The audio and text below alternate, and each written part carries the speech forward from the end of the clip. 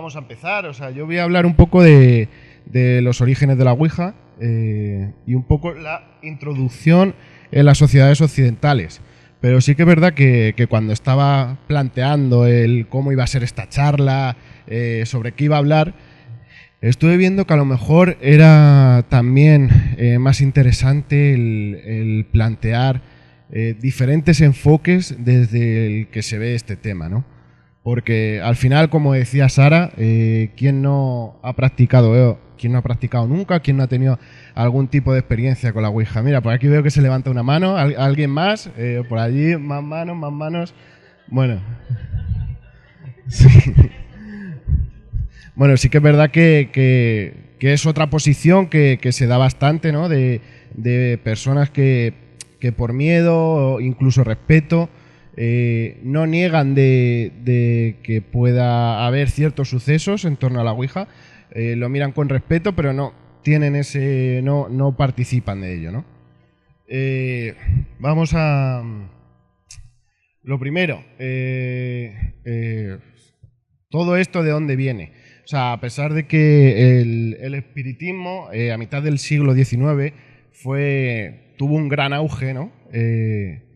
Y muchas prácticas espiritistas empezaron a aparecer de cara a conocer los secretos de las fuerzas de la naturaleza para lograr su dominio, ¿no? El hecho que ofrecía el poder hablar, ¿no? con un alma, un espíritu de cara a preguntar cuestiones sobre su futuro o sobre qué hay más allá de la muerte, pues son temas que resultan bastante atractivos para la gente, ¿vale?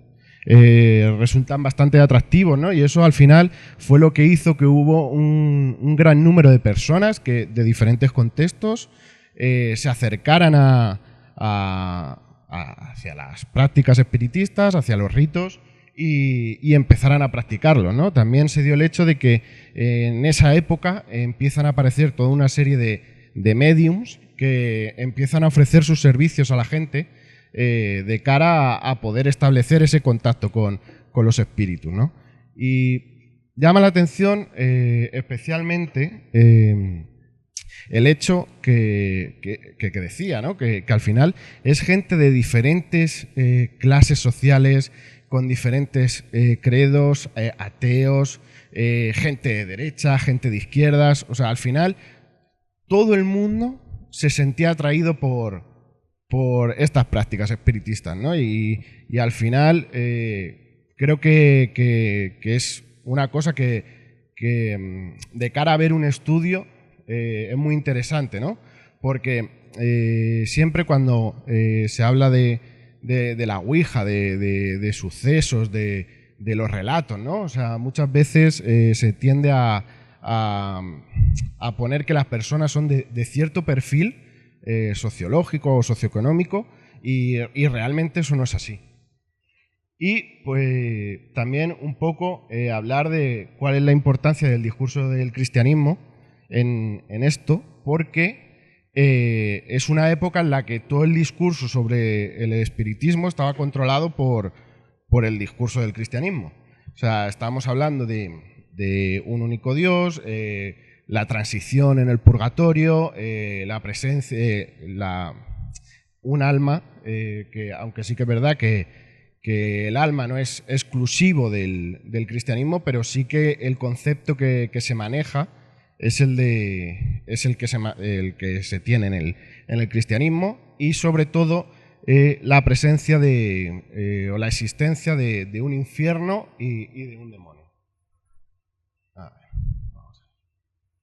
Pero esto cambia con la aparición de Allan Kardec, el libro de los espíritus, en 1957, que ya se empieza a tener otra idea de lo que es el espiritismo y, como señala Mónica Cornejo, es la doctrina y la práctica del contacto con espíritus de difuntos a través de diferentes medios y técnicas.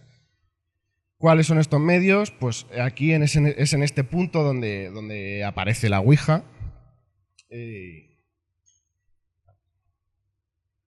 Y sus orígenes. Los orígenes sí que es verdad que es una fecha totalmente indeterminada. por más que yo investigué en su momento a ver si podía encontrar un punto exacto a la hora de establecer cuál era el origen, nunca pude encontrar nada. Sí que es verdad que a lo largo de la historia se han podido encontrar diferentes prácticas espiritistas, incluso cosas que pudieran ser parecidas, pero lo que es la tabla en sí, el único dato que se tiene es que es a finales del siglo XIX se patenta y se empieza a comercializar por Charles Kennard, pero sí que hay cierta idea de que la tabla en sí, como la conocemos, ya se llevaba utilizando desde décadas anteriores. ¿Cuál es el origen? El juego de la copa, ¿no? Al final, en antropología, un concepto que manejamos mucho es que cambian las formas, pero no cambian los significados, ¿no? Y al final el juego de la copa, pues como podéis ver, es muy parecido. O sea, al final se utiliza un vaso y tal para... Pero bueno, al final la única diferencia podría ser la utilización de tabla o no tabla, ¿no? Y de hecho, con la evolución también, con el paso de los años, se ve ese mismo ejemplo, ¿no? Porque, por ejemplo, salió el Charlie Chaillén, que al final vendría a ser, está considerado como una variante también de la Ouija, pero es todo mucho más simplificado. No sé si si conocéis lo que es, ¿no? Pues Charlie Chaillén se coloca, se hace un aspa, se colocan sí, no, y se pone dos lápices cruzados, uno encima de otro, y se hacen preguntas, ¿vale? Y en principio el lápiz se orientará hacia el sí o hacia el no, y la gente va realizando preguntas. Sin manos. O sea... Es una cosa que se puso muy de moda en el año 2015 a través de las redes sociales, que la gente iba colgando a través de fotos, texto, incluso vídeo, sus experiencias con el desafío, ¿no? Lo llamaban desafío, se creó un hashtag y la gente empezó a subir sus experiencias. ¿Puede tener explicación? Puede tenerla, al final... pongamos que es un lápiz, otro lápiz encima, no tiene una superficie muy grande, ¿no? sobre la que apoyarse, sobre la que hacer equilibrio, pero bueno, ahí estamos, ¿no? para gente que quiera creer o para los que no. Vamos con el tablero clásico. Imagino que todo el mundo habrá visto algún tablero, sabrá en qué consiste, en qué no. Elementos clave, por supuesto. Letras del abecedario, números del 0 al 9, los adverbios sí, no, y luego la versión anglosajona normalmente tiene la palabra adiós también, en algún lado, en este por ejemplo no la tiene, debajo del este seguramente, ¿no? Y luego también esto que sería el máster, pero también se puede utilizar cualquier tipo de cosa que sirva para indicar una moneda, un vaso, un péndulo. Esto sería lo oficial, ¿no? Pero realmente yo he llegado a ver ouijas de todo tipo, en cartón, en papel, se han utilizado monedas como máster, o sea, una serie de cosas que muy diferentes, muy diversas, igual que la gente que al final acaba practicando, ¿no? Es simple, ¿no? La forma de hacerlo. Todos los participantes ponen su dedo índice en el máster y una persona que esté normalmente lleva la voz cantante o de líder o hace de líder, empieza a realizar preguntas al espíritu en el caso de que tengan un contacto positivo.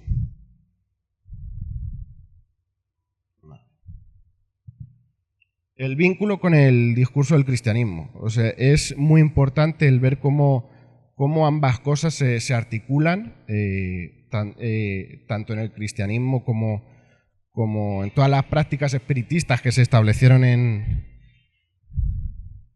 No pasa nada, no pasa nada. Son las cosas del directo. Corremos aquí un tupido velo y ya está. Vale. Bueno, decía, el vínculo del cristianismo con el del discurso. O sea, al final es como comentaba, ¿no? Aquí.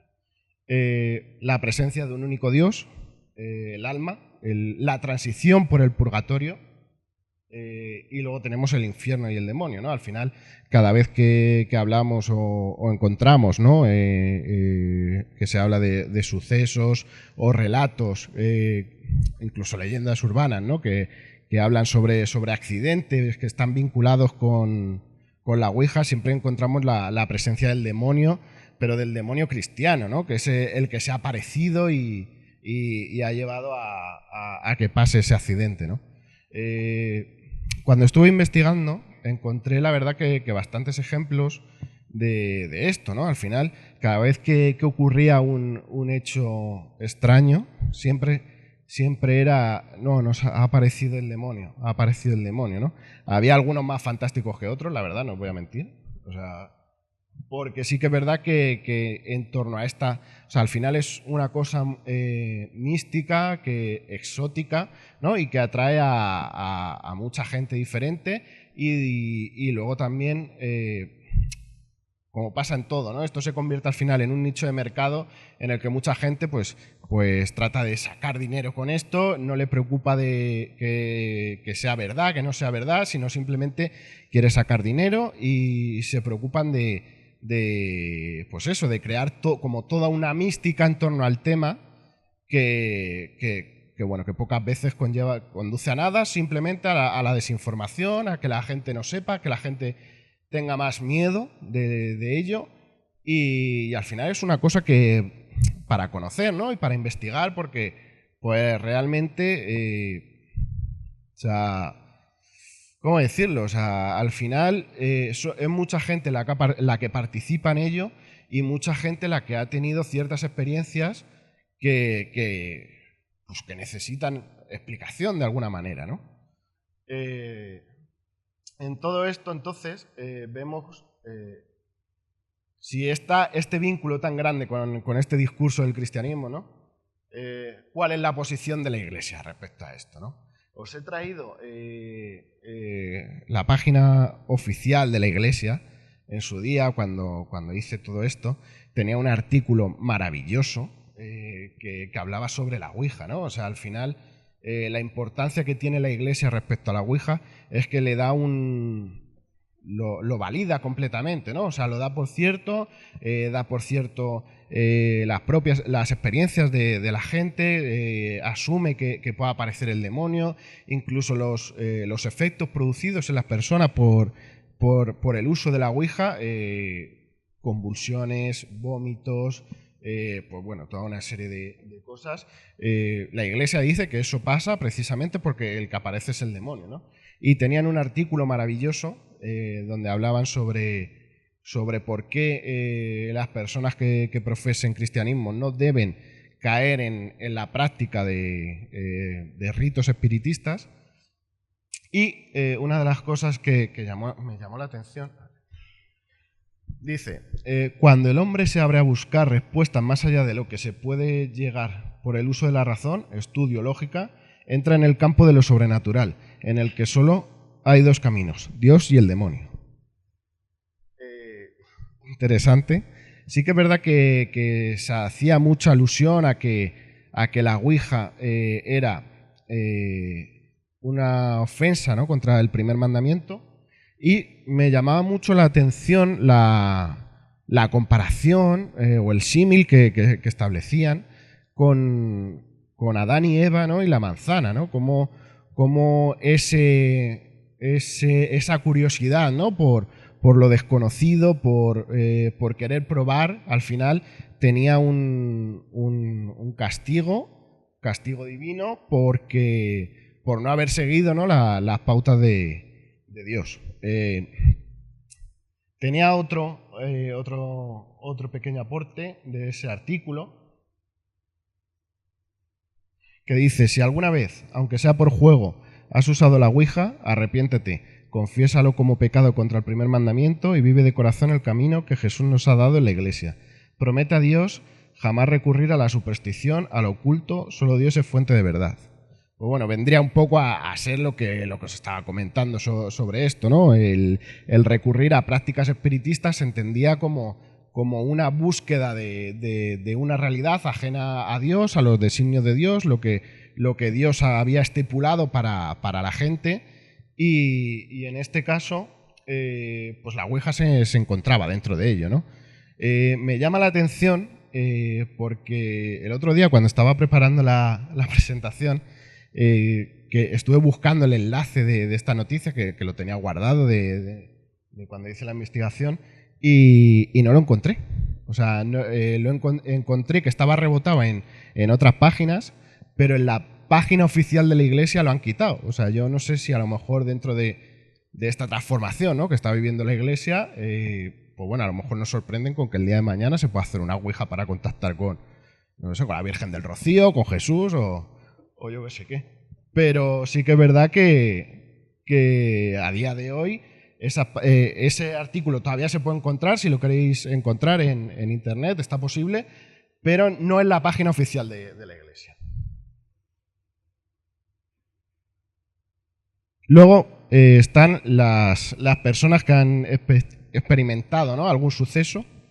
Lo que me encontré cuando hablaba con la gente fueron cosas muy, muy diversas. Sobre todo fue el miedo a contar lo sucedido, ¿no? Al compartirlo con la gente de cara a ver cómo se podía interpretar o la valoración que pudiera hacer la gente del entorno de eso, ¿no? De poner incluso en juego el propio prestigio social que pudieran tener en su comunidad o dentro de su círculo de conocidos por esto, ¿no? Al final estamos con gente que son personas que podían ser escépticas, no escépticas.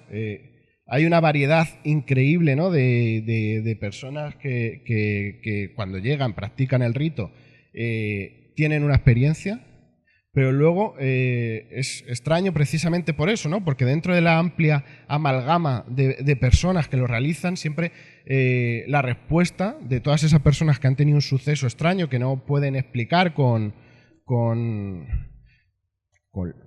su lógica, ¿no?, o con sus propias herramientas, se da esa circunstancia de que tienen un discurso muy común, ¿no?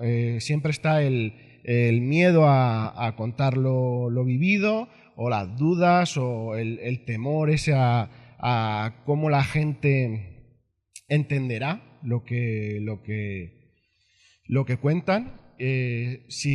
Sobre todo se produce mucho el fenómeno de la validación. Mucha gente a lo mejor cuenta una historia, ¿no?, esperando que y la otra persona, el receptor de la historia, acaba no validando esa historia, ¿no?, la acaba acusando de ser imaginación o incluso tomárselo a risa, ¿no? Y al final es una experiencia que bueno, me he saltado esto.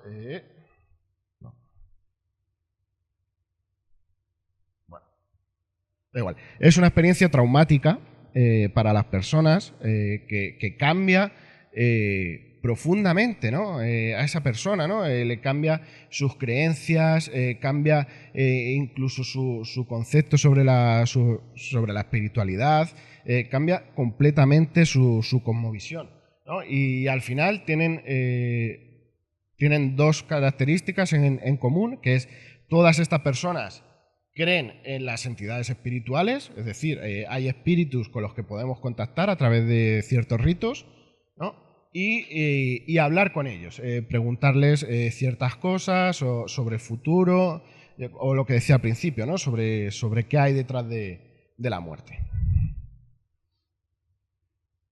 Y por último, dentro de los prismas así más extendidos a la hora de enfocar este fenómeno, encontramos el conocimiento científico, que es la más extendida y aceptada socialmente, Pero me llama la atención que aunque es lo más aceptado a nivel colectivo, sí que es verdad que luego a nivel individual esa aceptación no la encuentras de la misma manera, ¿no? Es un poco lo que hablábamos antes sí, vale, pero lo respeto. No lo voy a hacer por respeto, yo no creo, pero por respeto no lo voy a hacer. Realmente, pues bueno, o sea, al final no va en consonancia, ¿no? con el discurso oficial extendido que habla sobre la teoría del contacto emocional de Le Bon, que al final es una teoría de principios del siglo XX, que habla de que todos estos sucesos se producen por sugestión, por empatía, ¿no? Incluso porque se crea una atmósfera de miedo donde todas las personas acaban participando de alguna manera, y eso sería lo que da explicación al suceso. O sea, entramos en un punto en el que no se valora el suceso en sí mismo, sino que se hace un análisis de las personas, ¿no? De cómo son las personas. Incluso se llega en algunos momentos a hablar de que son personas que tienen un trastorno mental leve o transitorio, que puede ser incluso...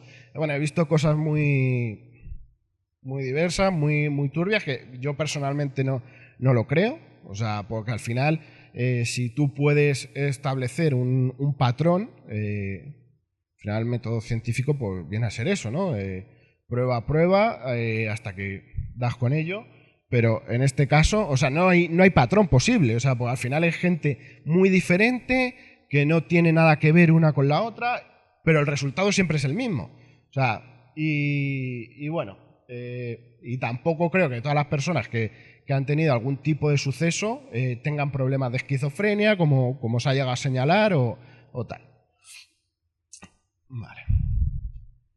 ¿Cuál es el gran problema para el conocimiento científico? ¿Vale? Yo cuando hablo de conocimiento científico hablo en general, no hablo tampoco de ninguna rama en concreto, ¿vale? Hablo en general. Y es que el testimonio no se considera prueba. Al final, vale, vivimos ahora en una época en la que todo se puede grabar, ¿no? De hecho, es fácil ahora mismo poder entrar a YouTube en algún momento dado y poner Ouija y te van a salir personas practicando la Ouija en la que pasan sucesos. Pero sí que es verdad que esto es una práctica que tiene muchísimos años y antes no había esas posibilidades que hay ahora. Y claro, el testimonio nunca se ha considerado prueba.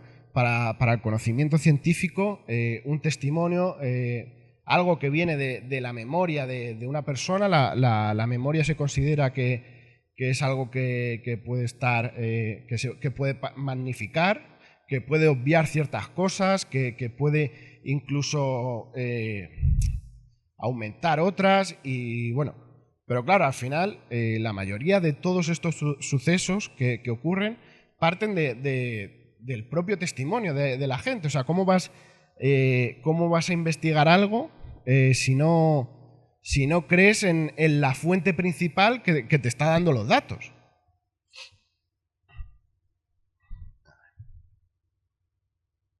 Como decía anteriormente, para todas estas personas acaba siendo una experiencia traumática. Incluso, yo no sé si aquí hay personas, ¿no?, que hayan podido tener a lo mejor algún suceso extraño que no puedan explicar relacionado con la Ouija. Sí, ¿no? ¿Cómo es el compartir eso, ¿no?, con el círculo más cercano? Ya no estamos hablando de compartirlo en un círculo amplio, ¿no? ¿Cómo es el compartirlo? Sobre todo a lo mejor cuando tienes gente que es más escéptica.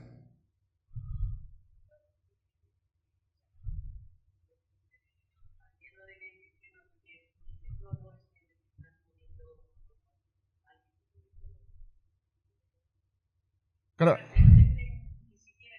Sí. Al final siempre van a eso, ¿no? Es un producto de la imaginación.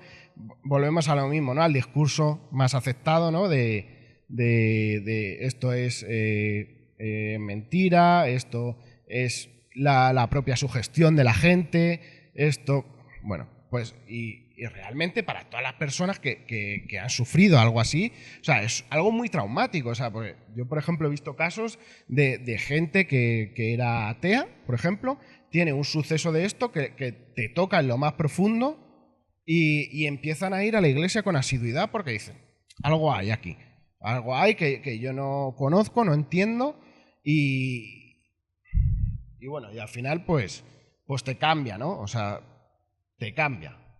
O sea, volvemos a eso, ¿no? Hay un miedo a contarlo, al cambio en la cosmovisión. Y una cosa que me llamó mucho la atención cuando yo estuve hablando con diversa gente, hablé con muchísima gente, no todas las personas habían tenido algún suceso que no pudieran explicar, pero sí que todas aquellas que lo habían tenido me dijeron una frase que es, hay que vivirlo para contarlo.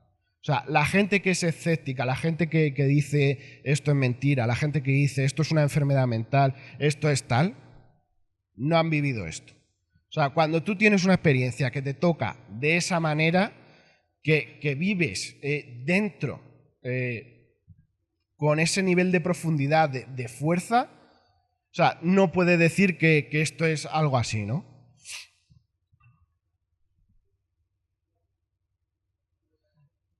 Expediente Vallecas.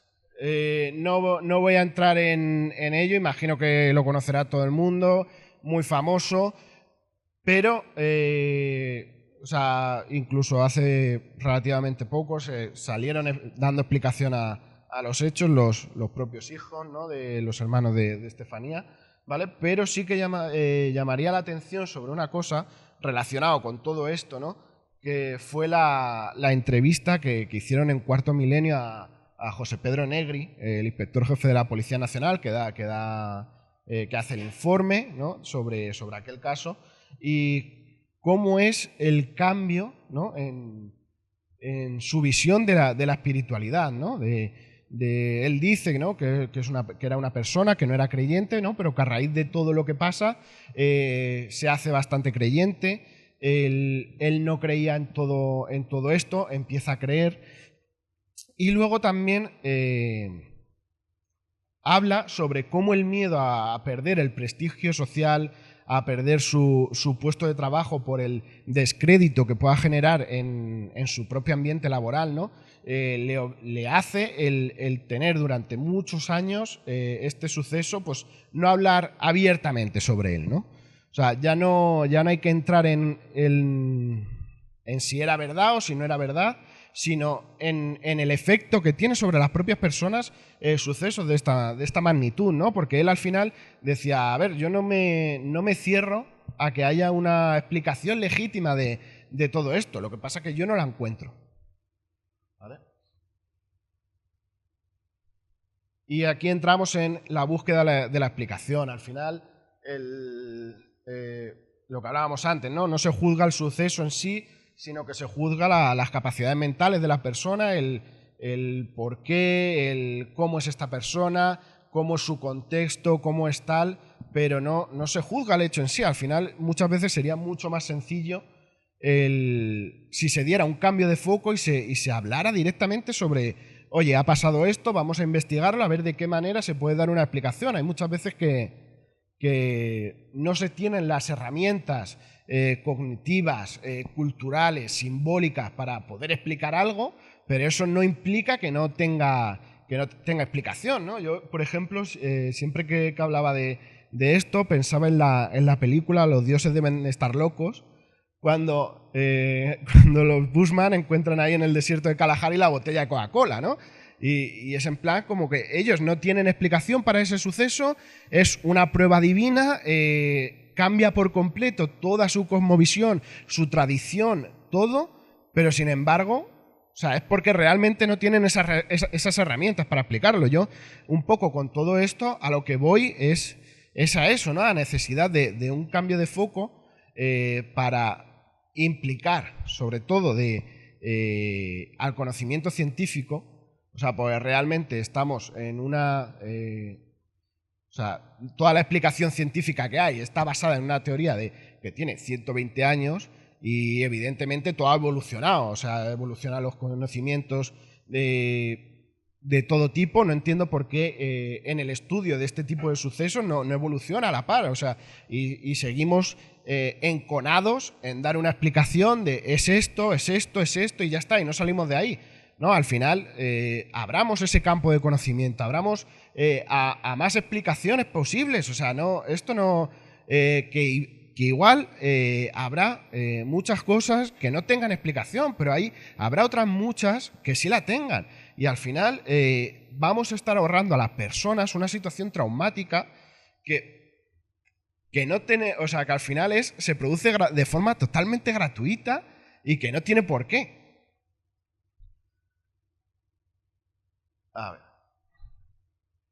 ¿Cómo podemos hacer esto? Pues evitando un análisis simplista, ¿no? Nosotros, al final, como personas, como individuos, cada vez que nos compartan algún tipo de suceso, o sea, yo, por ejemplo, era así, ¿no? Hace tiempo era así, ¿no? Yo, a lo mejor venía alguna persona y me contaba, he tenido esta experiencia, y decía, bueno, ¿en qué situación estaba, ¿no? O sea, era muy como interrogativo con el contexto. Perdón un segundo.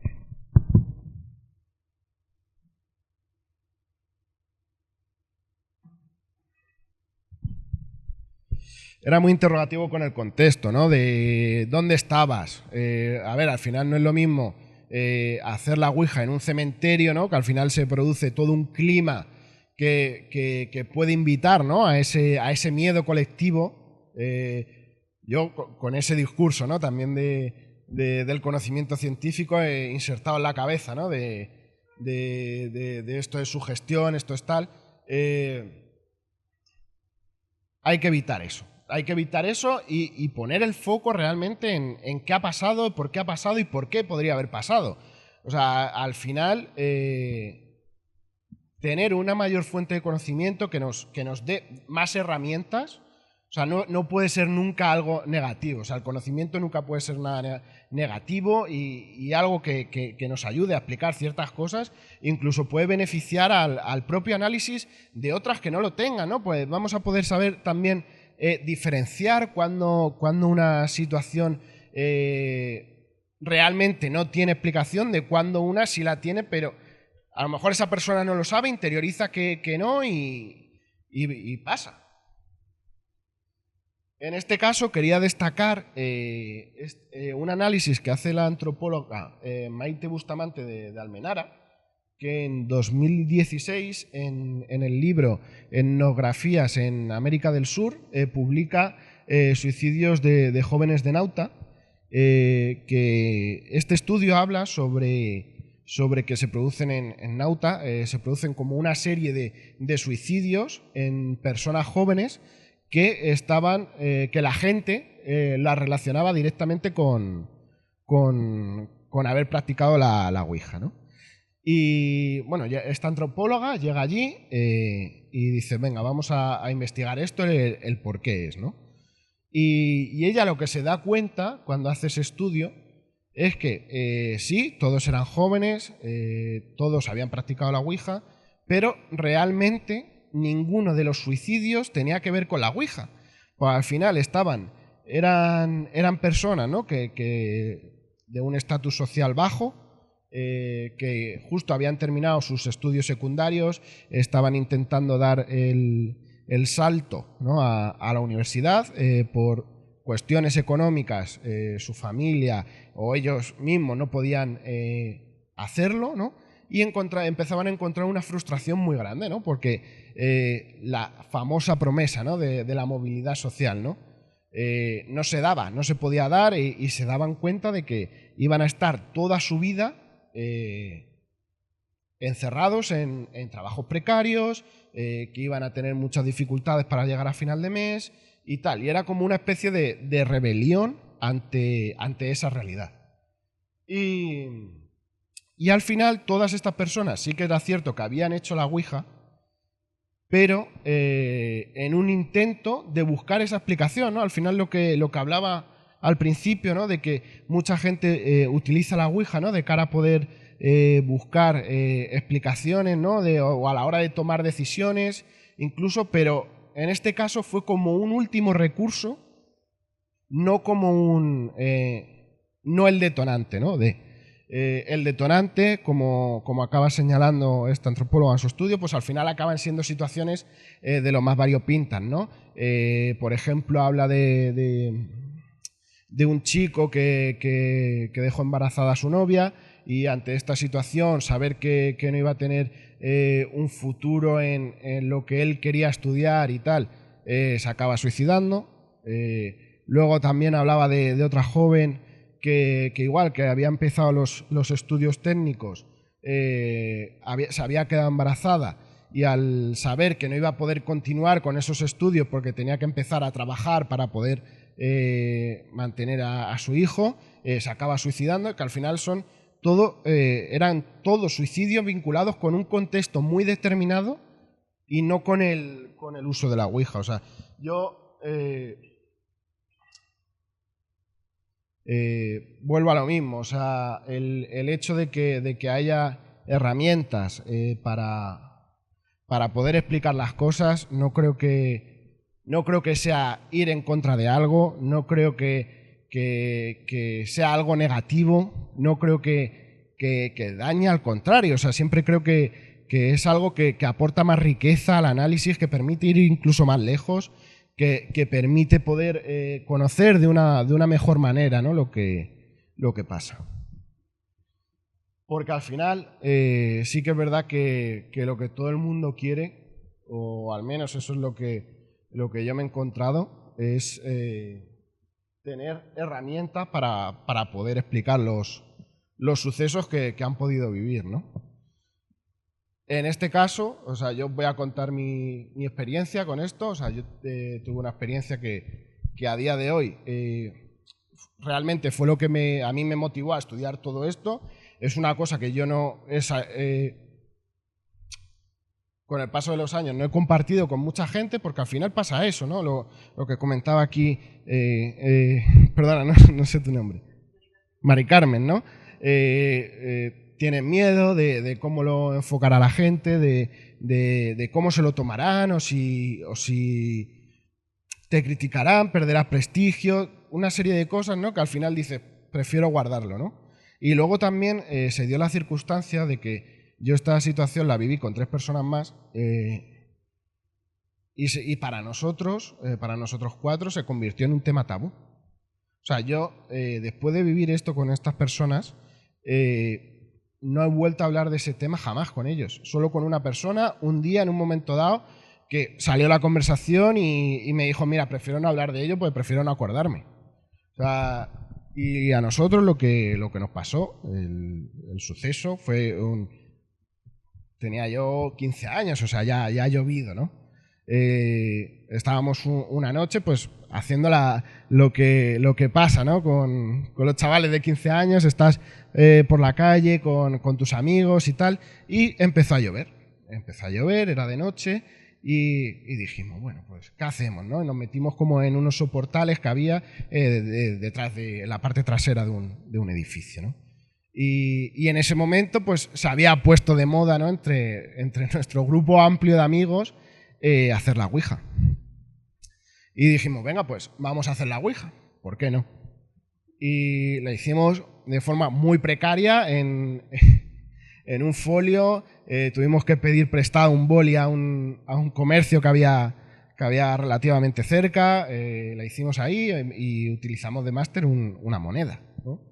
Yo en ese momento era escéptico. O sea, era escéptico. Yo no decía, bueno, a ver qué pasa aquí, pero no creo que pase nada, ¿no? Y empezamos. Había una de las personas que ya la había hecho varias veces, ¿no? Que al final fue el que tomó ese rol de líder, que empezó a preguntar. Y mi sorpresa fue cuando tenemos una respuesta afirmativa. Claro, mi primera reacción fue, ¿quién ha sido? O sea, ¿quién ha sido? Todos, no he sido yo, yo tampoco, venga que sí, que alguno de vosotros ha sido, que no. Vamos a seguir.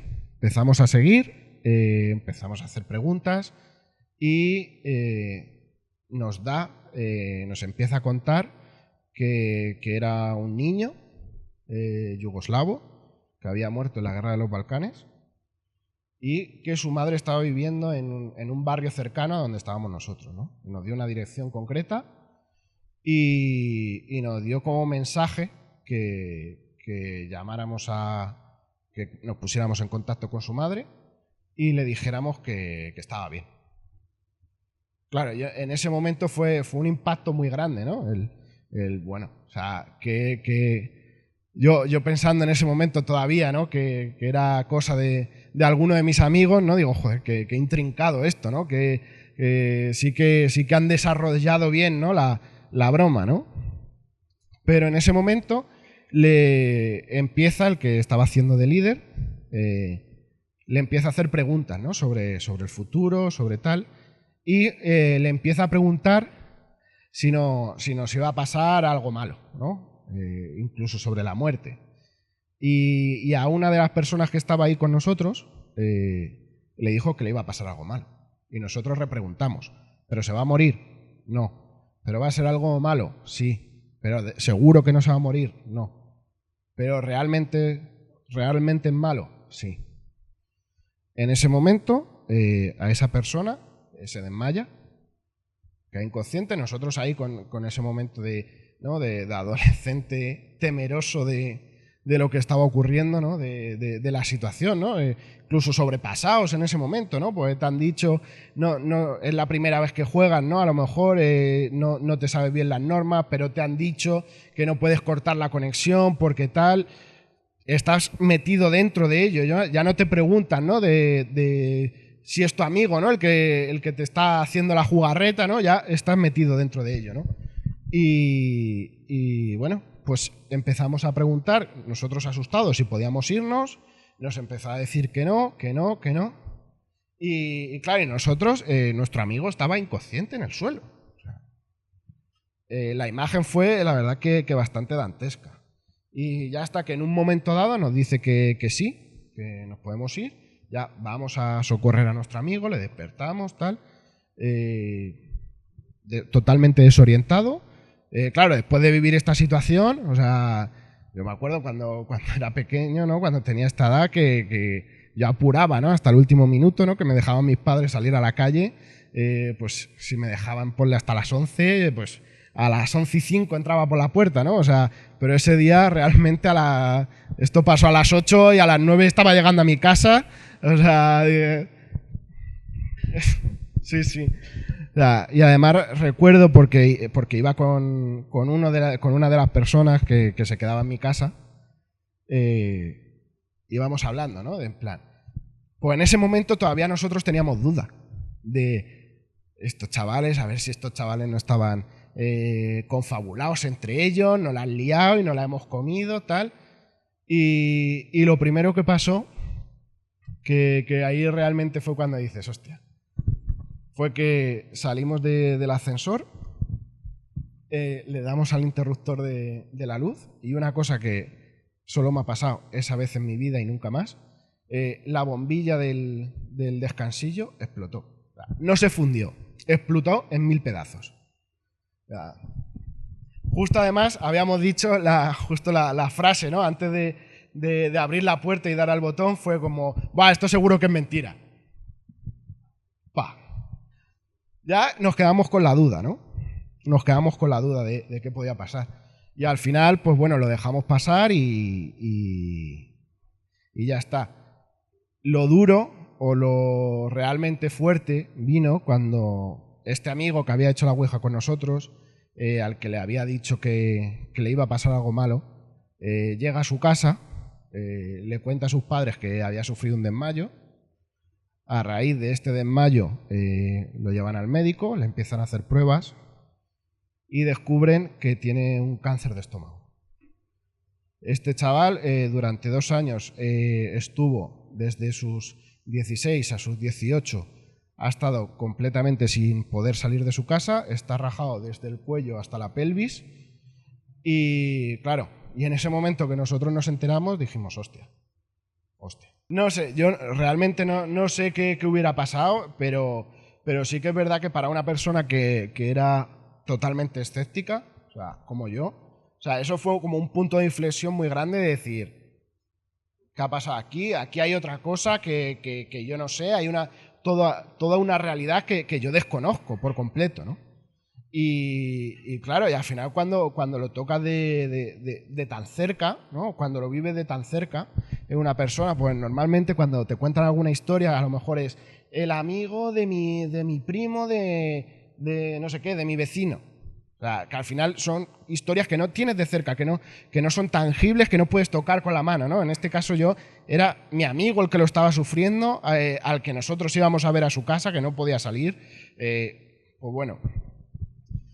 Y claro, y al final pues te cambia todo. Un segundito, termino y ya empezamos. Se salvó, está vivo, ¿eh? Está vivo, el chaval ha podido continuar con su vida normal, sí que, pero lo único que sí, durante ese periodo de 2 años estuvo realmente mal y todavía pues conserva evidentemente la cicatriz que le recorre todo el torso, ¿no?